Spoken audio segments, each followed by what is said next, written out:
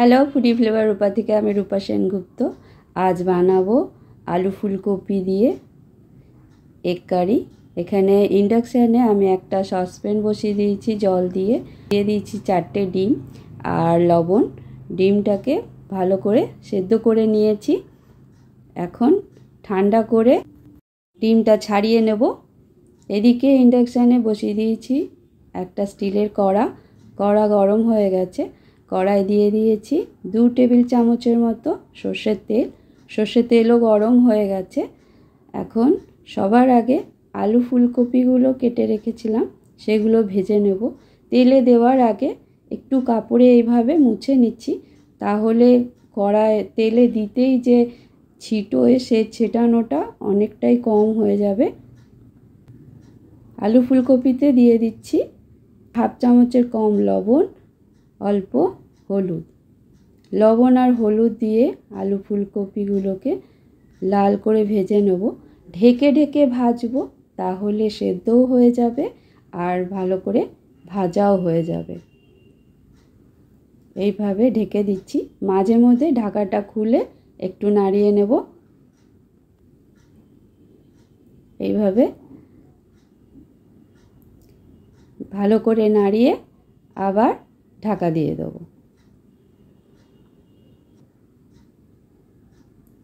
অনেকবার এইভাবে ঢাকা খুলে নাড়িয়ে নিয়েছি। এখন আলু ফুলকপিগুলো ভালো করে ভাজা হয়ে গেছে। এখন একটা পাত্রে তুলে নিচ্ছি। তুলে কড়াতে 2 টেবিল চামচের মতন সর্ষের তেল দিয়ে দিলাম। তেল গরম হয়ে গেছে। এখন ডিমগুলো ছাড়িয়ে রেখেছিলাম, ডিমের গায়ে চেরা লাগিয়ে নিচ্ছি।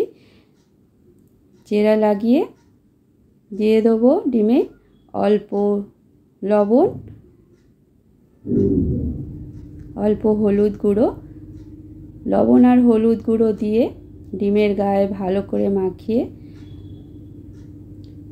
হালকা ভেজে নেব। ডিমগুলো বেশি ভাজলে ভালো লাগে না, ওপরের দিকটা শক্ত হয়ে যায়, সেই জন্য এই কিছু সেকেন্ড ভেজেই তুলে নেব।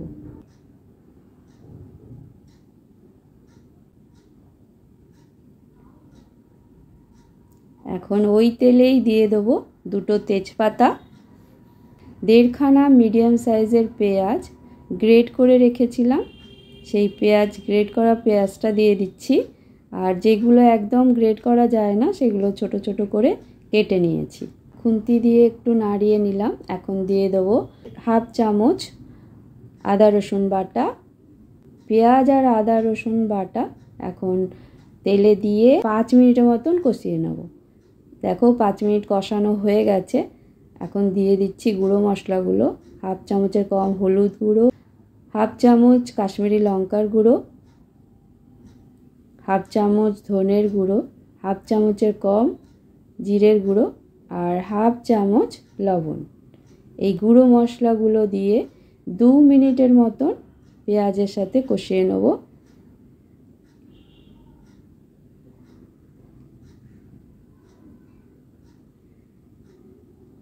কষানো হয়ে গেছে। এখন খোসা ছাড়িয়ে সেদ্ধ করে নিয়েছি 2টো টমেটো দিয়ে দিলাম।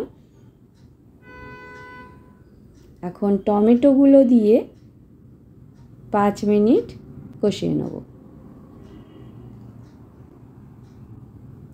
মশলা যত কষানো হবে তত খেতে ভালো লাগবে যে কোনো রান্না। টমেটো দিয়ে 5 মিনিট কষিয়ে নিয়েছি।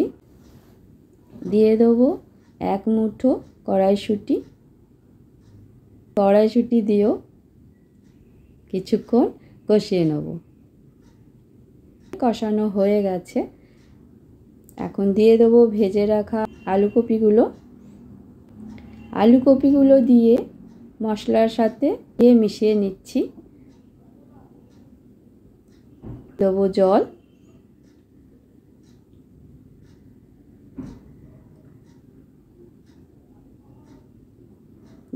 দিয়ে দিচ্ছি ডিমগুলো দিয়ে ঢেকে দিচ্ছি 5 মিনিট লো ফ্লেমে হতে দেব। 5 মিনিট হয়ে গেছে। এখন লবণটা একটু টেস্ট করে নিচ্ছি। লবণ লাগবে, দিয়ে দিচ্ছি হাফ চামচের কম লবণ আর হাফ চামচ চিনি, আর দিচ্ছি হাফ চামচের মতো গরম মশলা। সেদ্ধ হয়ে গেছে আলু, এখন দিয়ে দিলাম ওপর থেকে ঘি দিয়ে আরও 2 মিনিট ফুটতে দেব। ততক্ষণ আমি আমার বাগান দেখিয়ে দিচ্ছি একটু। এখানে গাঁদা ফুলগুলো সব খারাপ হয়ে গেছে গাছগুলো, চন্দ্রমল্লিকা একটাই বেঁচে আছে। আর ব্লিডিং হার্ট এখন গরমের সময়, সেই জন্যে ভালো করে ফুটে রয়েছে।